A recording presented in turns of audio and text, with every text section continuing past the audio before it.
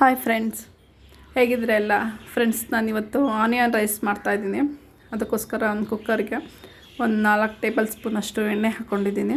ಮತ್ತು ಇದಕ್ಕೆ ಚಕ್ಕೆ ಮತ್ತು ಲವಂಗ, ಏಲಕ್ಕಿ ಹಾಕ್ಕೊತಾ ಇದ್ದೀನಿ. ಲವಂಗ ತೊಗೊಂಡಿದ್ದೀನಿ, ಒಂದು 6 ರಿಂದ 7 ತೊಗೊಂಡಿದ್ದೀನಿ. ಪಲಾವ್ ಎಲೆ ತೊಗೊಂಡಿದ್ದೀನಿ ಮತ್ತು 2 ಏಲಕ್ಕಿ ತೊಗೊಂಡಿದ್ದೀನಿ. ಈರುಳ್ಳಿ ತೊಗೊಂಡಿದ್ದೀನಿ, 2 ದಪ್ಪ ಸೈಜಿದ್ದು 2 ಈರುಳ್ಳಿ ತೊಗೊಂಡಿದ್ದೀನಿ. ಇದು ಫ್ಲೇವರೇ ಈರುಳ್ಳಿ. ಇದನ್ನು ಒಂದು ಸ್ವಲ್ಪ ಬ್ರೌನ್ ಕಲರ್ ಬರೋವರೆಗೆ ಫ್ರೈ ಮಾಡ್ಕೊಳ್ಳೋಣ. ತುಂಬ ಚೆನ್ನಾಗಿರುತ್ತೆ ಈರುಳ್ಳಿ. ಬಾಯಿಗೆ ಸಿಗುತ್ತಲ್ಲ ಒಂದೊಂದು ರೈಸ್ಗೂ ತುಂಬ ಚೆನ್ನಾಗಿರುತ್ತೆ ಫ್ಲೇವರು. ಮತ್ತು ಹಸಿಮೆಣ್ಸಿನ್ಕಾಯಿ ತೊಗೊಂಡಿದ್ದೀನಿ, ಒಂದು 10 ರಿಂದ 12 ತೊಗೊಂಡಿದ್ದೀನಿ. ಇದಕ್ಕೆ ಮತ್ತೆ ಖಾರ ಬೇರೆ ಏನು ಹಾಕಲ್ಲ, ಅದಕ್ಕೋಸ್ಕರ ಬರೀ ಮೆಣಸಿನ್ಕಾಯಿ ಬೇಡ ಅನ್ನೋರು ಅಚ್ಚ ಖಾರದ ಪುಡಿ ಹಾಕೋಬೋದು. ಮತ್ತು ಶುಂಠಿ ಬೆಳ್ಳುಳ್ಳಿ ಪೇಸ್ಟ್ ತೊಗೊಂಡಿದ್ದೀನಿ 1 ಸ್ಪೂನು. ಇದು ಮನೆಯಲ್ಲೇ ಮಾಡ್ಕೊಂಡಿರೋದು, ಅದನ್ನು 1 ಸ್ಪೂನ್ ತೊಗೊಂಡಿದ್ದೀನಿ. ಆವಾಗಲೇ ಮಾಡಿಕೊಂಡ್ರೆ ತುರ್ಕೊಳ್ಳಬೋದು, ತುರಿದ್ಬಿಟ್ಟು ಕೂಡ ಹಾಕ್ಬೋದು, ಇಲ್ಲ ಗೆಜ್ಜಿಬಿಟ್ಟು ಹಾಕ್ಬೋದು. ನಾನು ಪೇಸ್ಟ್ ಮಾಡಿ ಇಟ್ಕೊಂಡಿದ್ದೆ, ಅದು ಪೇಸ್ಟ್ ಹಾಕಿದ್ದೀನಿ. ಅದನ್ನು ನೀಟಾಗಿ ಫ್ರೈ ಮಾಡ್ಕೊಳ್ಳೋಣ. ಇವಾಗ ನೋಡಿ, ಅದು ಶುಂಠಿ ಬೆಳ್ಳುಳ್ಳಿ ಪೇಸ್ಟ್ ಸ್ವಲ್ಪ ಹಸಿ ಸ್ಮೆಲ್ ಹೋಗೋವರೆಗೆ. ಈಗ ಅದು ಫ್ರೈ ಆಗಿದೆ. ಈಗ ಟೊಮೆಟೊ ಹಾಕ್ಕೊಂಡಿದ್ದೀನಿ, 2-3 ಟೊಮೆಟೊ ತೊಗೊಂಡಿದ್ದೀನಿ. ದಪ್ಪದಾದರೆ 2 ತೊಗೊಳ್ಳಿ, ಸಣ್ಣದಾದರೆ ಒಂದು 3-4 ಆದರೂ ನಡೆಯುತ್ತೆ. ಮತ್ತು ಸ್ವಲ್ಪ ಅರಿಶಿನ ಪುಡಿ ಹಾಕ್ಕೊಂಡು ಇವಾಗ ಅದನ್ನು ಚೆನ್ನಾಗಿ ಬೇಯಕ್ಕೆ ಬಿಡ್ತಾಯಿದ್ದೀನಿ. ಟೊಮೆಟೊ ಬೇಯಬೇಕು, ಇಲ್ಲಾಂದರೆ ಆಮೇಲೆ ಲಾಸ್ಟಲ್ಲಿ ಹಂಗಂಗೆ ಸಿಗುತ್ತೆ. ಟೊಮೆಟೊ ಪೂರ್ತಿ ಸ್ಮ್ಯಾಶ್ ಆಗೋವರೆಗೂ ಬೇಯಿಸ್ಕೋಬೇಕು ಎಣ್ಣೆಲೇ. ನೋಡಿ, ಚೆನ್ನಾಗಿ ಬೆಂದಿದೆ ಟೊಮೆಟೊ ಕೂಡ, ಎಣ್ಣೆ ಎಲ್ಲ ಬಿಟ್ಟಿದೆ. ಈರುಳ್ಳಿ ಕೂಡ ಚೆನ್ನಾಗಿ ಫ್ಲೇವರ್ ಬರ್ತಾಯಿದೆ. ಸ್ವಲ್ಪ ಕೊತ್ತಂಬರಿ ಸೊಪ್ಪು ಹಾಕ್ಕೊಂಡಿದ್ದೀನಿ. ಇವಾಗ ಅದು ನೀಟಾಗಿ ಮಿಕ್ಸ್ ಮಾಡ್ಕೊಳ್ಳೋಣ. ಇವಾಗ ಒಂದು ಅರ್ಧ ಟೀ ಸ್ಪೂನಷ್ಟು ಗರಂ ಮಸಾಲ ಹಾಕಿದ್ದೀನಿ. ಗರಂ ಮಸಾಲ ಹಾಕಿದ್ರೆ ಏನು ಫ್ಲೇವರ್ ಚೆನ್ನಾಗಿರುತ್ತೆ.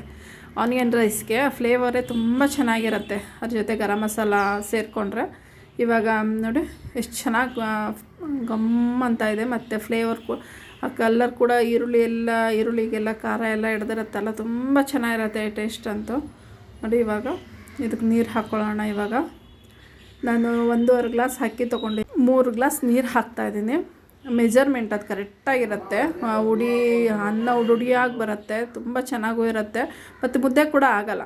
ಕರೆಕ್ಟಾಗಿ 3 ನೋಡಿ, ಈ ರೈಸ್ ತೊಗೊಂಡಿದ್ದೀನಿ. ಬಾಸುಮತಿಲಿ ಮಿನಿ ರೈಸ್ ಬರುತ್ತೆ ನೋಡಿ, ಬಾಸುಮತಿಲಿ ಅದನ್ನು ತೊಗೊಂಡಿದ್ದೀನಿ ನಾನು. ಅದು ಚೆನ್ನಾಗಿರುತ್ತೆ, ಟೇಸ್ಟ್ ಕೂಡ ತುಂಬ ಚೆನ್ನಾಗಿರುತ್ತೆ. ಮಿನಿ ರೈಸು ತುಂಬ ಲಾಂಗು, ದೊಡ್ಡದಾದರೆ ತುಂಬ ಲಾಂಗ್ ಬರುತ್ತೆ ಬಾಸುಮತಿ ರೈಸು. ಇದು ನಾನು ಮಿನಿ ಬಾಸುಮತಿ ರೈಸ್ ತೊಗೊಂಡಿದ್ದೀನಿ. ಫ್ಲೇವರ್ ಅದಕ್ಕೆ ಚೆನ್ನಾಗಿರುತ್ತೆ. ನೋಡಿ, ಇವಾಗ ಚೆನ್ನಾಗಿ ನೀರು ಕುದೀತಾಯ್ತಲ್ಲ, ಅಕ್ಕಿ ಹಾಕ್ಕೊತಾ ಇದ್ದೀನಿ. ಇವಾಗ ಅದೊಂದು 10 ನಿಮಿಷ ನೆನೆಸಿಡಬೇಕು ಅಕ್ಕಿನ.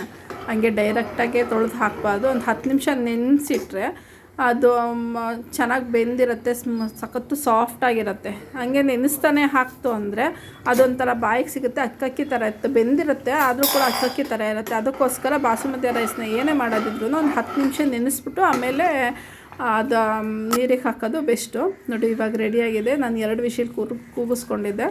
ನೋಡಿ, ತುಂಬ ಸಾಫ್ಟಾಗಿ ಕೂಡ ಬೆಂದಿದೆ. ತುಂಬ ಲಾಂಗ್ ಅಂತ ಏನು ಬರಲ್ಲ ಈ ಮಿನಿ ರೈಸು. ಫ್ಲೇವರ್ ಚೆನ್ನಾಗಿರುತ್ತೆ, ಮಾಮೂಲಿ ರೈಸ್ ಥರನೇ ಬರುತ್ತೆ. ತುಂಬ ಟೇಸ್ಟ್ ಮಾತ್ರ ಗಮ್ ಅಂತ ಇರುತ್ತೆ. ಫುಲ್ ರೆಡಿಯಾಗಿದೆ. ಇವಾಗ ಇದ್ರ ಜೊತೆ ಚಟ್ನಿ ಮಾಡ್ಕೋಬೋದು. ಚಟ್ನಿ ಇಲ್ಲ ಬೇರೆ ಏನಾನ ಗ್ರೇವಿ ಥರ ಮಾಡಿಕೊಂಡ್ರೆ ತುಂಬ ಚೆನ್ನಾಗಿರುತ್ತೆ. ನೀವು ಒಂದ್ಸಲ ಟ್ರೈ ಮಾಡಿ. Thank you.